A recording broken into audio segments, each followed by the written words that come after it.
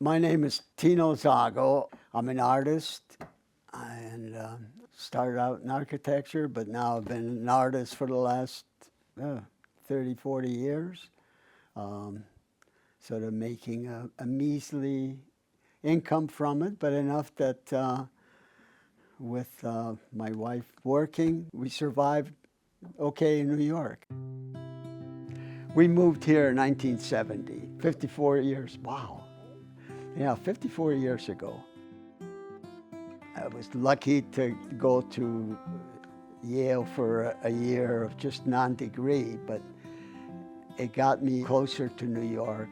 And it really changed my life. Young guys from the city would come to New Haven and give talks, and they were kind of the same age roughly, and they were making a living, as an artist. And I thought, wow, it is possible.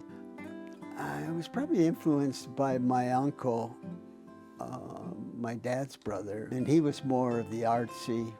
That was before I knew that my dad actually also was kind of creative, but he never showed it to me.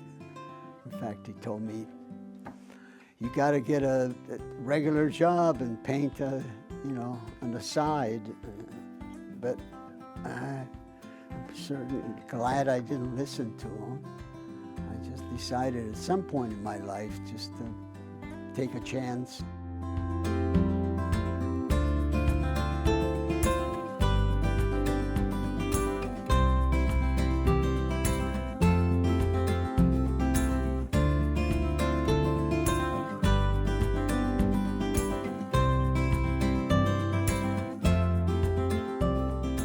This is a picture of my wife. We were together for 55 years or something, but she was a big factor in my career. Dolores was a great person. I mean, she had never been outside of Detroit, never been anywhere when we met. I decided that to quit work and to try to make it as an artist, and she was really for that. And it's funny, she always said, that she could have married a nice lawyer in Detroit, in the suburbs, and lived in a nice house, but she wanted to take a chance on me.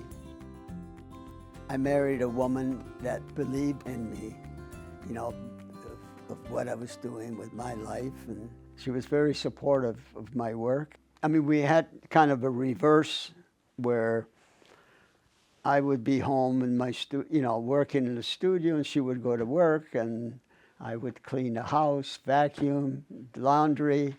She would come home, and I'd have dinner ready. But I was really happy to be allowed, to do my work and pursue my dreams. So I was lucky to marry that kind of woman.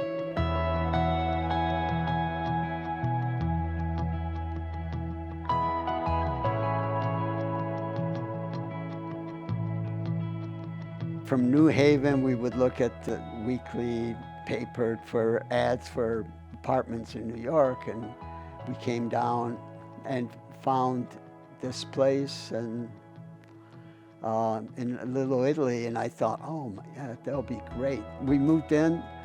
I mean, for the first couple of weeks, we slept on the floor, no heat. I don't know, didn't have a ceiling. We could hear them walking at 3 o'clock in the morning, hearing all this wild contemporary music. Couldn't put the garbage out, had to take it out and put it in, some other neighborhood because you couldn't live here. They had shutters on windows so that people didn't see. But there was a kind of a gang of artists living here, and it was wild. I mean, they had these happenings on the street, like on Prince Street. You'd walk by and you'd see paintings coming out the windows, because that's the only way to get paintings out. It wouldn't go in the hallway. So that was very exciting. And then we decided to put a ceiling in and slowly fixed up the place.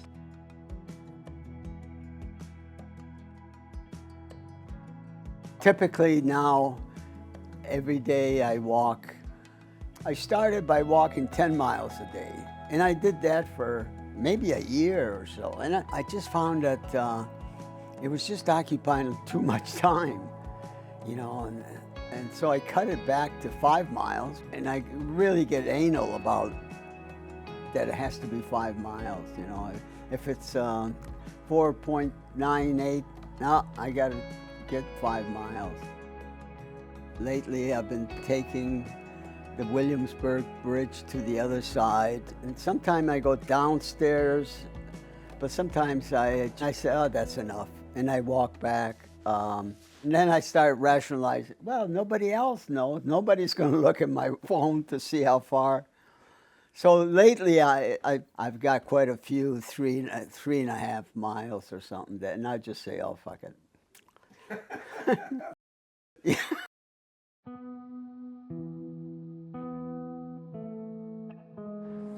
I think it was, this would, oh yeah, this gallery represented me for about 25 years.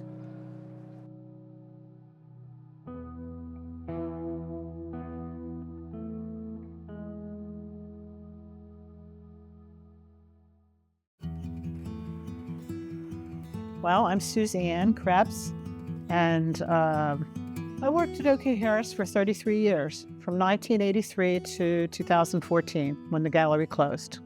Tino was absolutely my favorite artist, absolutely, hands down. He was actually everybody's favorite artist, I think including Ivan.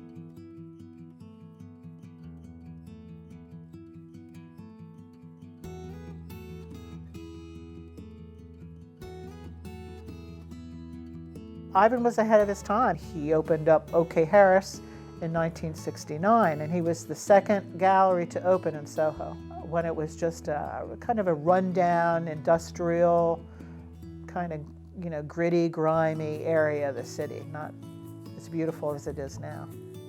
Now, Ivan was an important figure in the art world, you know, with his background in being so important in identifying pop artists and working for Leo Castelli. I mean, that was an incredible movement, and he was so much a part of that. So it was an honor, I think, really, for people to be shown by him. Tino's first show was in 1983. Through 2014, Tino had 16 one-person exhibitions. And that's not, you know, talking about the various group exhibitions. It's just the solo exhibitions. So it's a lot of work. It's a lot of work.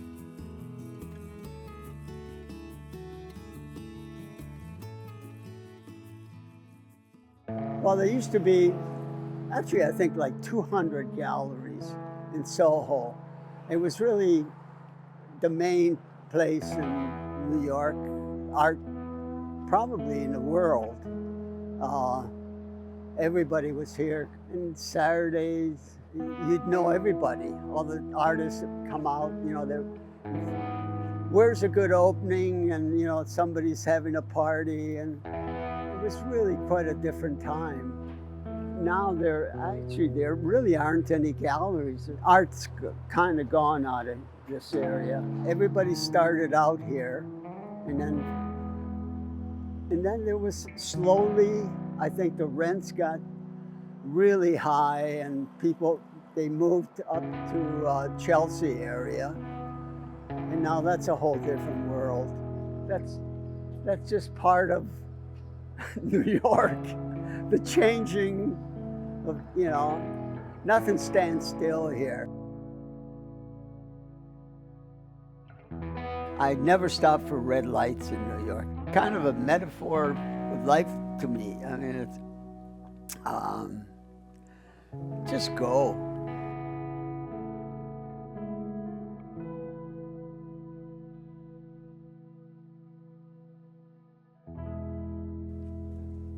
Mm-hmm. Yeah, I've done quite a few of these things. Is that Venice? Well, This one here, sort of. It just reminds me of the yeah. Salute Well, Church or actually, something.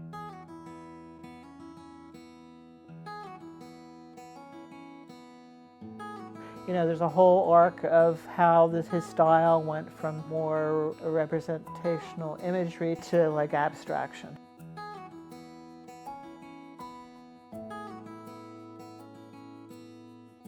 I enjoyed the arc of changes in his style. I always felt it was important to see some sort of changes in an artist's style, because there were some artists that we showed that just did the same thing, and you start to think, well, you know, he's just painting his own painting over and over again. But, you know, Tino transcended that. He went further with his vision.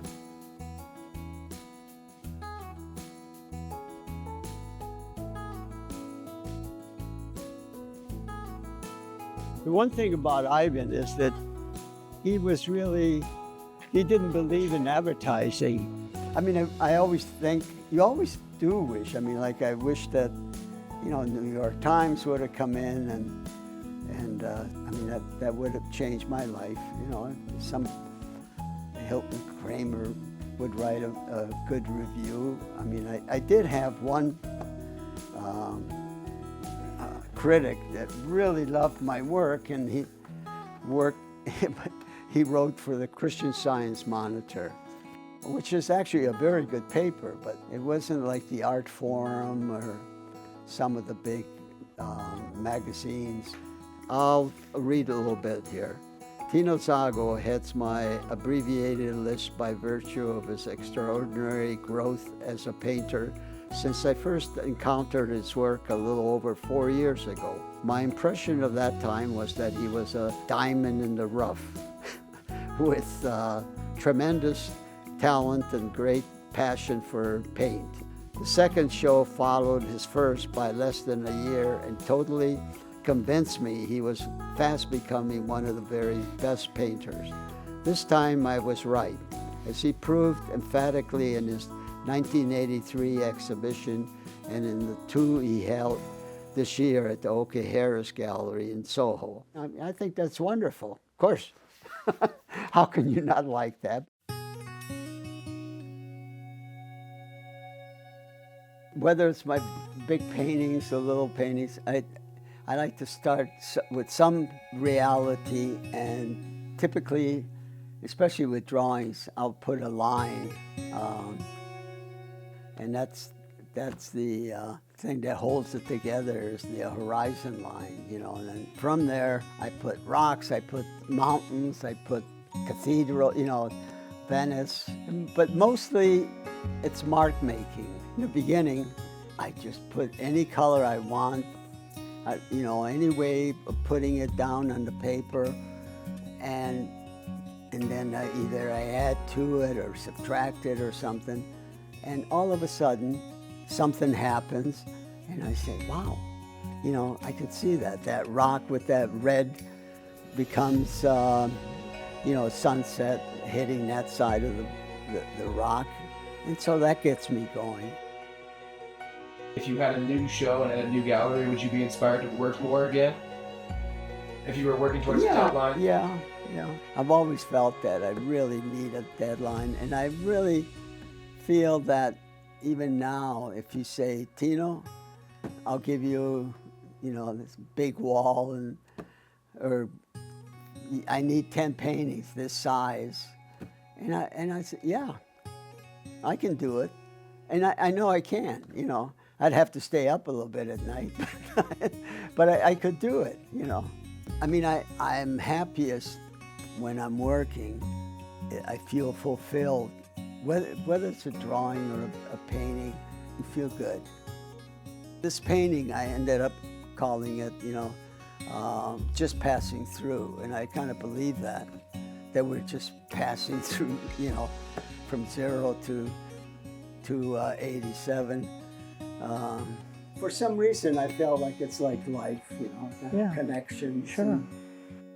And that's, well, I feel like I've added some beauty to the world, and that's something not too many people can say.